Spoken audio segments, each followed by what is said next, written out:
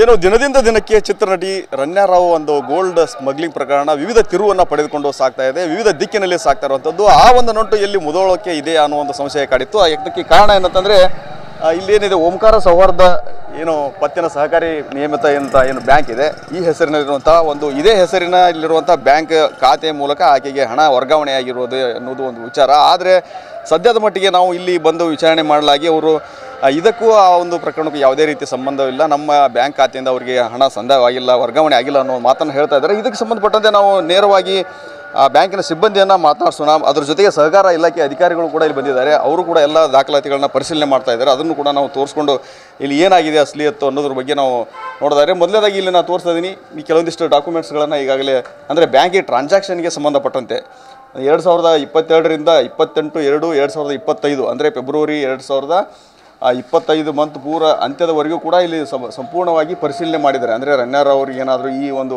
ವಿವಿಧ ಖಾತೆಗಳಿಂದ bank transaction ಆಗಿದೆಯಾ ಏನು ಅನ್ನೋ ನಿಟ್ಟಿನಲ್ಲಿ ಸಹಕಾರ ಇಲಾಖೆ ಅಧಿಕಾರಿಗಳು ಕೂಡ ಬಂದು ಇಲ್ಲಿ ಭೇಟಿ ನೀಡಿ ಎಲ್ಲವೂ ಕೂಡ ಪರಿಶೀಲನೆ ಮಾಡಿರುವಂಥದ್ದು. ಪ್ರತಿಯೊಂದನ್ನು ಟ್ರಾನ್ಸಾಕ್ಷನ್ ಡೀಟೇಲ್ಸ್ ಇಲ್ಲಿ ದೃಶ್ಯದಲ್ಲಿ ನಾವು ತೋರಿಸ್ತಾ ಇದ್ದೀವಿ. ಎಲ್ಲವೂ ಕೂಡ ಮನಿ, ಒಂದು ಕಡೆ ಹಣ ಆಗಿರ್ಬೋದು, ಒಂದು ಕಡೆ ಅಕೌಂಟಿಗೆ ಸಂಬಂಧಪಟ್ಟ ಡೀಟೇಲ್ಸ್ ಆಗಿರ್ಬೋದು, ಎಲ್ಲವೂ ಕೂಡ ಇಲ್ಲಿರುವಂಥದ್ದು. ಆದರೆ ಇವ್ರು ಹೇಳೋ ಪ್ರಕಾರ ಎಲ್ಲೂ ಕೂಡ ನಮಗೆ ಆ ರೀತಿ ವರ್ಗಾವಣೆ ಆಗಿಲ್ಲ ಅನ್ನೋದನ್ನು ಅವರು ನಿಖರವಾಗಿ ಹೇಳ್ತಾ ಇದ್ದಾರೆ. ಅಧಿಕಾರಿಗಳು ಕೂಡ ಅದನ್ನು ಖುದ್ದು ಕನ್ಫರ್ಮ್ ಮಾಡ್ತಾ ಇದ್ದಾರೆ. ಮೊದಲೇದಾಗಿ ಬ್ಯಾಂಕಿನ ಸಿಬ್ಬಂದಿಯನ್ನು ಮಾತಾಡ್ಸೋಣ, ಏನು ಹೇಳ್ತಾರೆ ಸರ್. ಈಗ ಇದರಲ್ಲಿ ನಿಮ್ಮದೇ ಬ್ಯಾಂಕ್ ಹೆಸರಿರುವಂಥ ಒಂದು ಖಾತೆ ಮೂಲಕ ಅವ್ರಿಗೆ ಹಣ ವರ್ಗಾವಣೆ ಆಗಿದೆ ಅಂತ ನಿಮ್ಮದು ಏನು ಹೇಳ್ತೀರಿ ಸರ್? ಇಲ್ಲ ಸರ್, ನಮ್ಮ ಸಂಸ್ಥೆಯಿಂದ ಯಾವುದೇ ರೀತಿ ಹಣ ವರ್ಗಾವಣೆ ಆಗಿರುವುದಿಲ್ಲ. ಈ ಕುರಿತು ನಾವು ಎಲ್ಲ ದಾಖಲೆಗಳನ್ನು ಇಟ್ಟಿದ್ದೇವೆ, ತಾವು ಬೇಕಾದರೆ ಪರಿಶೀಲನೆ ಮಾಡ್ಕೊಳ್ಬೋದು. ನಮಗೂ ಈ ಸಂಸ್ಥೆಗೂ ಈ ವ್ಯವಹಾರಕ್ಕೂ ಯಾವುದೇ ರೀತಿಯ ಸಂಬಂಧ ಇಲ್ಲ. ಅಂದರೆ ಇದೆಲ್ಲ ಒಂದು ಕಡೆ ಬ್ಯಾಂಕ್ ಹೆಸರು ಎಲ್ಲ ಸೇಮ್ ಇರೋದಕ್ಕೆ ಸ್ವಲ್ಪ ಗೊಂದಲ ಆಗಿದೆ ಅಂತ ಅನ್ಸುತ್ತೆ. ಬ್ಯಾಂಕ್ ಹೆಸರು ಒಂದೇ ಇರುವುದರಿಂದ ಈ ರೀತಿ ಒಂದು ಗೊಂದಲ ಉಂಟಾಗಿದ್ದು, ನಾನು ಸೃಷ್ಟೀಕರಿಸುವುದೇನೆಂದರೆ ನಮ್ಮ ಈ ಸಹಕಾರಿಗೂ ಆ ಹಣಕಾಸಿನ ವ್ಯವಹಾರಕ್ಕೂ ಯಾವುದೇ ರೀತಿಯ ಸಂಬಂಧ ಇಲ್ಲ. ಒಟ್ಟ ಯಾವುದೇ ರೀತಿ ವರ್ಗಾವಣೆ ಆಗಿಲ್ಲ ಅಂತೀರಿ?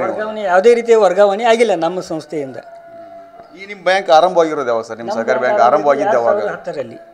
2010ರಲ್ಲಿ ನಮ್ಮ ಸಂಸ್ಥೆ ಪ್ರಾರಂಭವಾಗಿದ್ದು, ಈಗ ಸುಮಾರು 15 ವರ್ಷದಿಂದ ನಾನು ಸೇವೆ ಸಲ್ಲಿಸುತ್ತಿದ್ದೇನೆ. ವಾರ್ಷಿಕ ವಹಿವಾಟು ಎಷ್ಟಿದೆ ಸರ್ ನಿಮ್ಮ ಬ್ಯಾಂಕಿಂದ? ನಮ್ಮದು ಭಾಳ ಸಣ್ಣ ಸಂಸ್ಥೆ, ವಾರ್ಷಿಕವಾಗಿ ಭಾಳ 1ರಿಂದ 2 ಕೋಟಿವರೆಗೆ ಅಷ್ಟೇ ನಮ್ಮಲ್ಲಿ ವ್ಯವಹಾರ ಇರ್ತದೆ. ಒಂದು ಸಣ್ಣ ಸಂಸ್ಥೆ ಇದು, ಇಲ್ಲಿ ಯಾವುದೇ ಅಂಥ ದೊಡ್ಡ ವ್ಯವಹಾರ ಆಗೋದೇ ಇಲ್ಲ. ಅದ್ರ ಜೊತೆಗೆ ಜಿಲ್ಲಾ ಸೌಹಾರ್ದ ಅಧಿಕಾರಿ ಇದ್ದಾರೆ, ಅವ್ರನ್ನ ಮಾತನಾಡ್ಸೋಣ. ಸರ್, ಈಗ ನೀವು ಇಲ್ಲಿ ಬಂದು ಏನೆಲ್ಲ ಮಾಡಿದಿರಿ, ನಿಮಗೆ ಕಂಡು ಬಂದಿರೋ ಮಾಹಿತಿ ಏನು ಸರ್ ಅಂತ? ಸರ್, ಈ ಪ್ರಕರಣದಲ್ಲಿ ಕಂಡು ಬಂದ ತಕ್ಷಣ ನಮ್ಮ ಮೇಲಾಧಿಕಾರಿ ನಮ್ಗೆ ತಿಳಿಸಿದರು, ಇಮಿಡಿಯೇಟ್ಲಿ ಸ್ವಲ್ಪ ಪರಿಶೀಲನೆ ಮಾಡಿ ಅಂತೇಳಿ. ನಾವು ಬಂದು ಇಲ್ಲಿ ಸಹಕಾರಿಯ ಎಲ್ಲ ದಾಖಲಾತಿಗಳ ಜೊತೆಗೆ IDBI ಬ್ಯಾಂಕಿನ ಸ್ಟೇಟ್ಮೆಂಟನ್ನು ಸಹ ನಾವು ಪರಿಶೀಲನೆ ಮಾಡಿದ್ದೀವಿ. 2022ರಿಂದ 2025ವರೆಗೆ ಸಂಪೂರ್ಣ ನಾವು ಸ್ಟೇಟ್ಮೆಂಟನ್ನು ಪರಿಶೀಲನೆ ಮಾಡಿದ್ದೀವಿ. ಆ ಪರಿಶೀಲನೆ ಮಾಡಿದ ಸಂದರ್ಭದಲ್ಲಿ ಈ ಒಂದು ಟ್ರಾನ್ಸಾಕ್ಷನ್ಗೂ ಮತ್ತು ಇಲ್ಲಿರುವಂಥ ಟ್ರಾನ್ಸಾಕ್ಷನ್ಗೂ ಯಾವುದೇ ರೀತಿಯ ಸಂಬಂಧ ಇಲ್ಲ. ಅಂದರೆ ಈಗ ರನ್ಯಾ ರಾವ್ ಅವ್ರ ಖಾತೆ ಇಂಥದ್ದು ಒಟ್ಟು ಅಲ್ಲಿ ಅದಕ್ಕೇನು ಸಂಬಂಧ ಇಲ್ಲ ಅಂತೀರಿ, ಏನಂತೀರ ಸರ್? ಇಲ್ಲ, ಯಾವುದಕ್ಕೂ ಆ ರನ್ಯಾ ಅವ್ರ ಖಾತೆಗೆ ಆಗಲಿ ಮತ್ತು ಬೆಂಗಳೂರು ಅಂಥದ್ದಕ್ಕೆ ಯಾವುದೂ ಇಲ್ಲಿ ಹಣ ವರ್ಗಾವಣೆ ಆಗಿಲ್ಲ.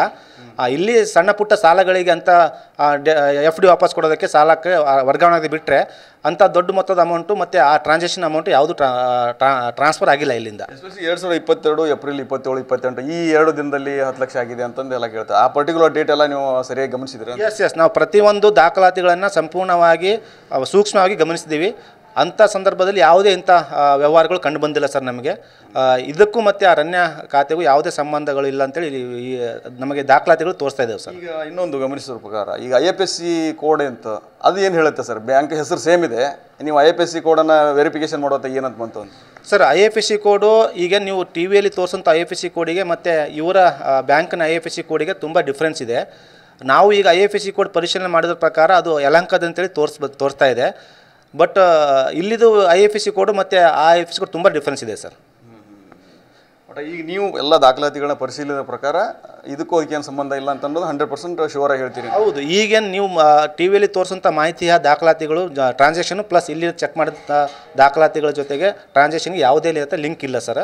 ನೀವು ಹೆಚ್ಚಿನ ಮಾಹಿತಿ ಏನಾದರೂ ಕೊಟ್ಟಿದ್ದರೆ ನಾವು ಇನ್ನೂ ಡೀಪಾಗಿ ಪರಿಶೀಲನೆ ಮಾಡಿ ನಿಮಗೆ ವರದಿಯನ್ನು ಕೊಡಬಹುದು ಅಂತೇಳಿ ಈ ಮೂಲಕ ತಿಳಿಸ್ತೀವಿ ಸರ್. ಇದೆಲ್ಲ ಇದನ್ನೆಲ್ಲ ಮಾಡಿದಿರಲ್ಲ, ಪರಿಶೀಲನೆ ಮಾಡಿದಲ್ಲ, ಇದರದೊಂದು ರಿಪೋರ್ಟ್ ನೀವು ಎಲ್ಲಿ ಕಳಿಸ್ತೀರಿ? ಮೇಲಧಿಕಾರಿಗಳಿಗೆ ಕಳಿಸ್ತೀರಿ? ನಮ್ಮ ಮೇಲಧಿಕಾರಿಗಳಿಗೆ ಸಂಪೂರ್ಣವಾದ ಸ್ಟೇಟ್ಮೆಂಟ್ ಜೊತೆಗೆ ಒಂದು ರಿಪೋರ್ಟನ್ನು ನಾವು ಕಳಿಸ್ತೀವಿ ಸರ್.